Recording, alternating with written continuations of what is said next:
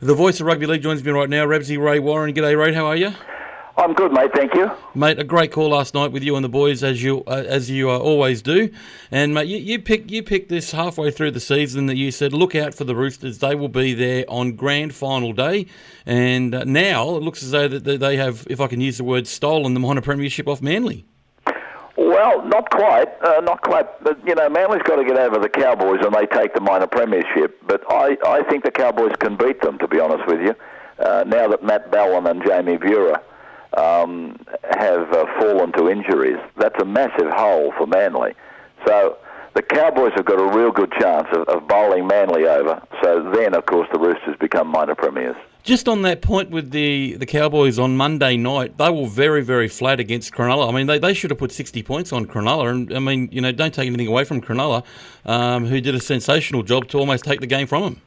Yeah, but, Rick, if you look at this season, and I can't bring the examples, not all of them to mind immediately, but you'll see that some of our top sides, when they've played some of the weaker sides, like the Cronullas, they just take their eyes off the ball, which is an appropriate pun to use when we're talking about football.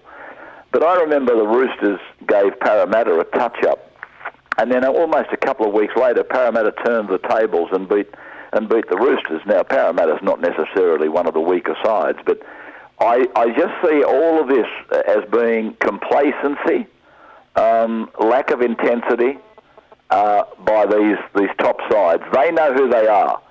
The culprits, if you like, the suspects are Manly, Roosters, Souths, Melbourne, and Cowboys. They have it's an unfortunate habit. They take their eyes off the ball against the weaker teams. Yeah, and as you always say, that they perform on the big stage.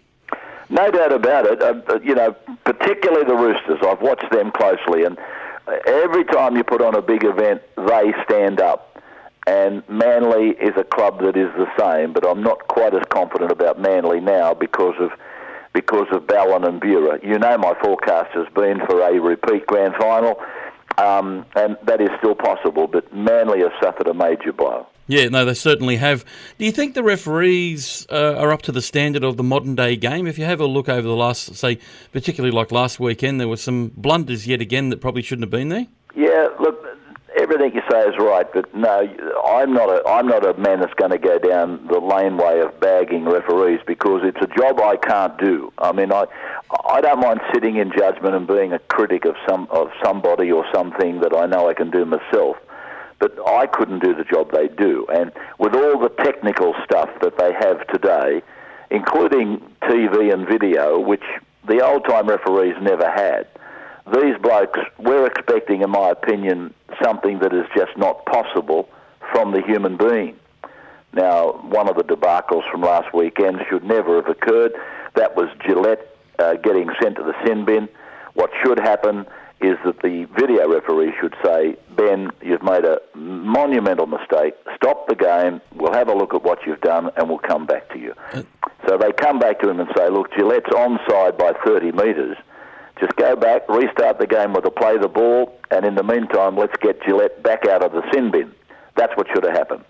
The other one, the timekeeping thing at Manly, I can't believe that. That's archaic, that a timekeeper, because the crowd stands up, can't see the referee or can't hear the referee. All you have to do is put him in a more elevated position. I mean, Blind Freddie knows that. And they're all mic'd up as well. Oh, well, that's true, but I can understand the bloke saying he couldn't hear him. But if you can't hear him, you don't have to hear him because the arms in the air is the indication of time out.